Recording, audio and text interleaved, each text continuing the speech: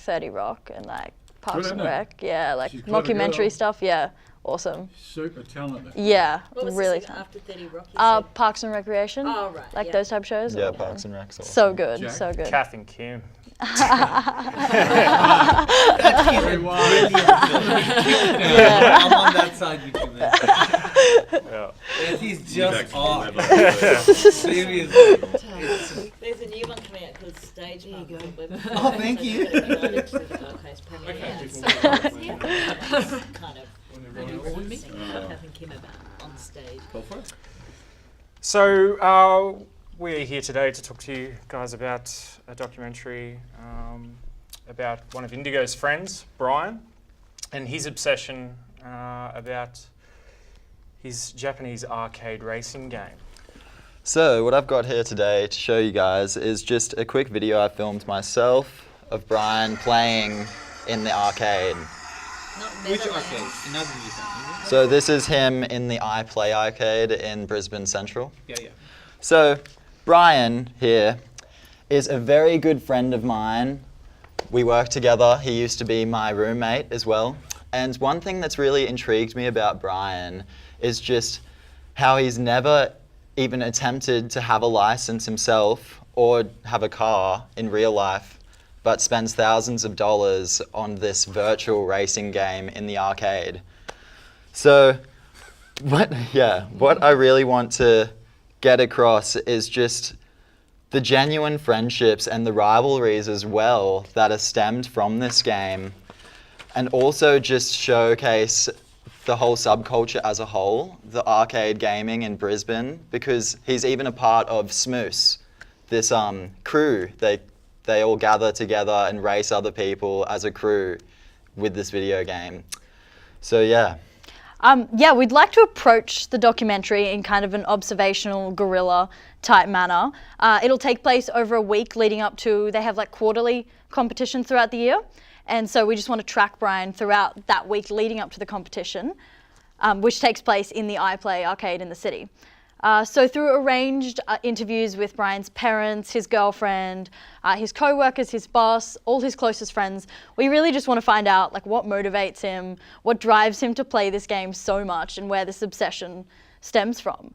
And through this, we'll find out how it affects his relationships, all the time he's spending at the arcade, how his girlfriend feels about that, how his parents feel about that.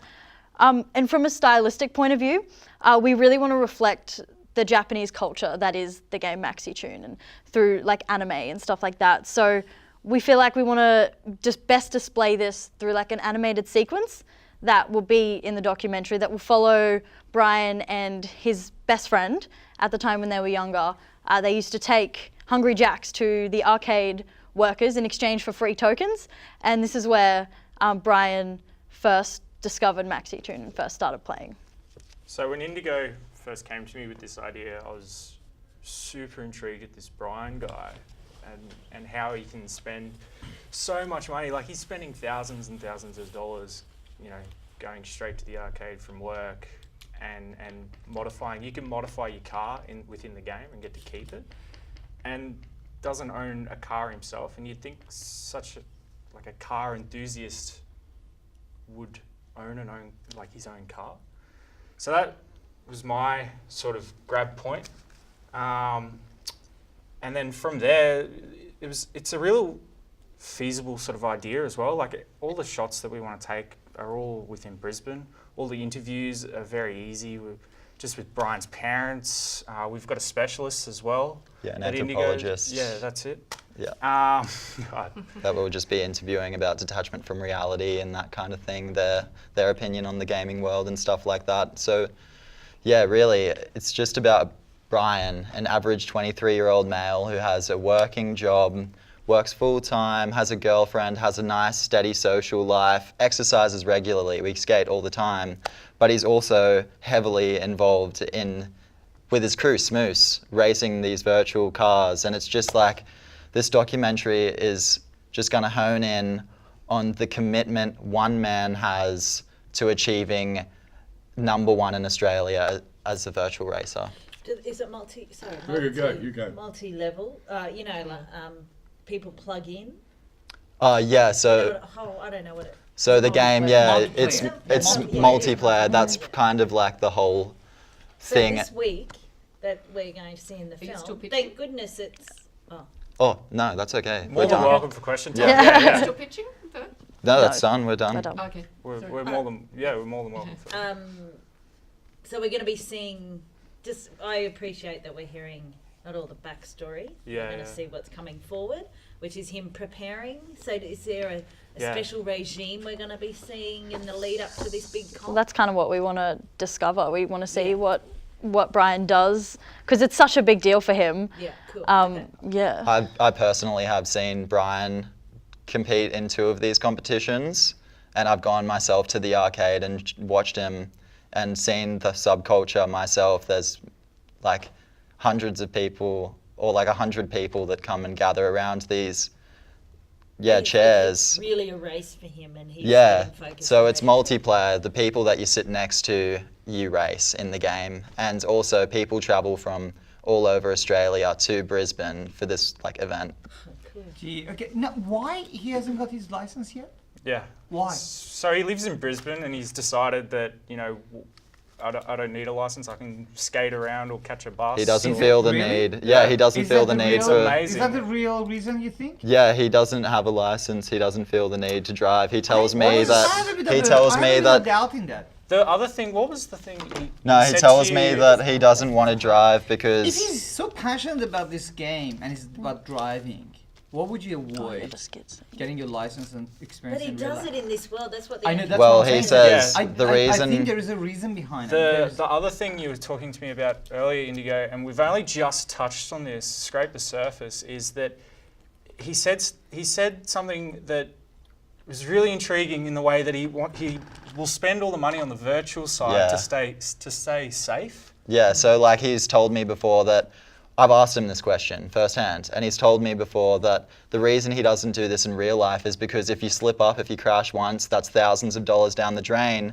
And even though he's spent lots of money on this game in virtual reality, the amount of money he'd have to spend in real life is on top of that enormous. But when you put it to the practicality of it, a person who's passionate with driving, he doesn't need to drive 150 kilometers an hour all the time.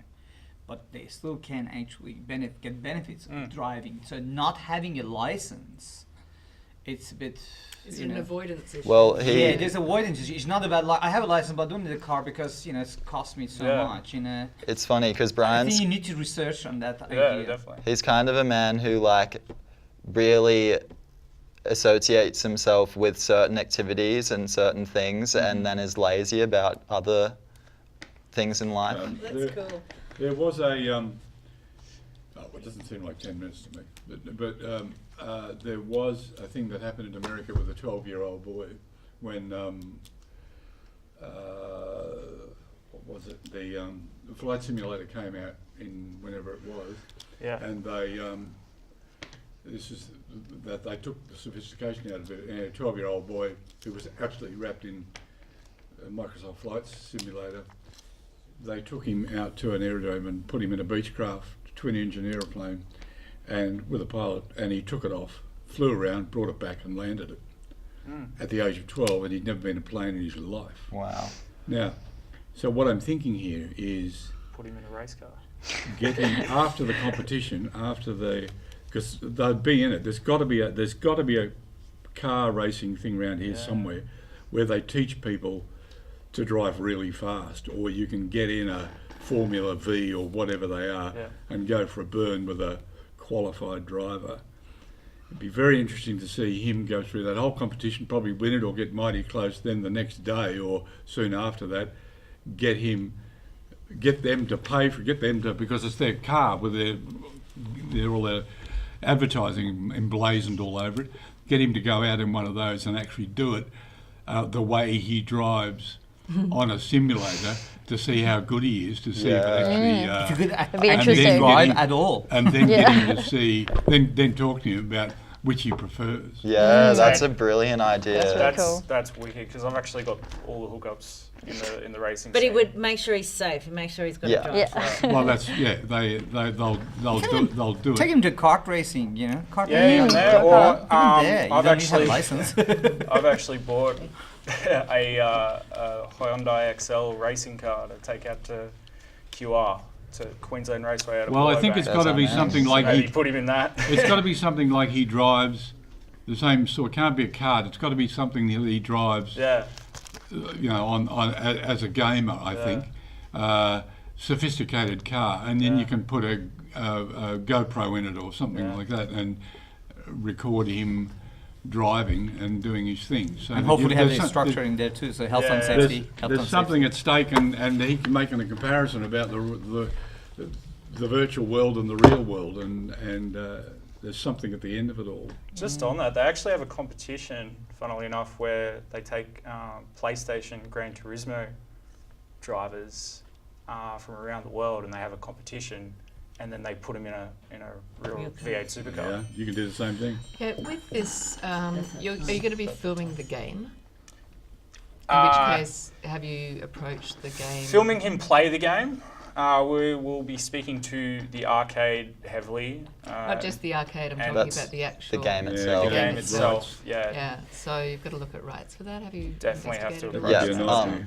Well, yeah, I've tried to look into it as well as that, but there are heaps of videos on YouTube and stuff like that that have just recordings of the game. So I'd imagine that we'd be able to get Yeah, acceptance. but the no, videos it's a on different deal. It's a YouTube, different Yeah, deal. yeah, When you yeah. want to bring it to the documentary, it's a different deal. Yeah. Yeah. You've got to be professional Well, about this, definitely. you Yeah. know, and that's Yeah. part of what Yeah. you're doing in the school. So Most definitely. it's really important that you, Yeah. before you go too far down the track, that Yeah, you find most out. certainly. Yeah. And try to make it appealing to them, presumably. But the other thing, and again, the music that's associated with it. But I'm really curious about this crew. What's the crew? You said a crew. So what? Somebody's there Smooth. changing the tyres virtually?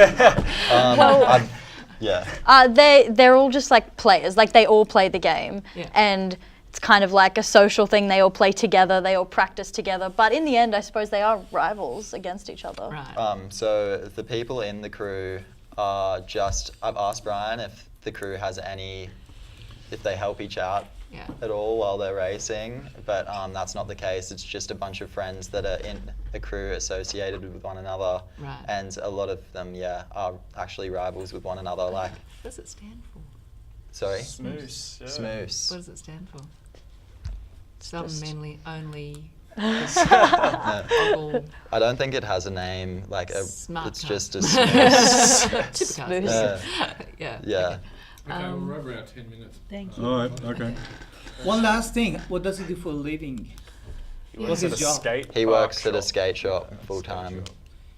Okay, and then when you said thousands of dollars he What, spends at on the game, Wollongabba? In the city. All right. Okay. like where does he live now? With his girlfriend? With his parents? Just with his friends. His girlfriend doesn't live with him fully, but they just like sleep over each other's houses. How old's the Yeah, I girlfriend? can and understand. how much of a relationship are they? Like, Sorry? she's fully supportive of this? Yeah, The girlfriend? she is And very that's supportive. someone She who comes would definitely and do watches him play. So she as well. doesn't play? No, she doesn't play. But she watched. Why not? That's cool. Why doesn't she play? Because she doesn't like it herself. And she doesn't mind, he does. No. She sees that he's passionate about it and is pretty supportive of I it. think she would be a really interesting supporting character. Yeah. Definitely. Yeah. Interesting. Thank you guys. for Thanks, your time. guys. Cheers.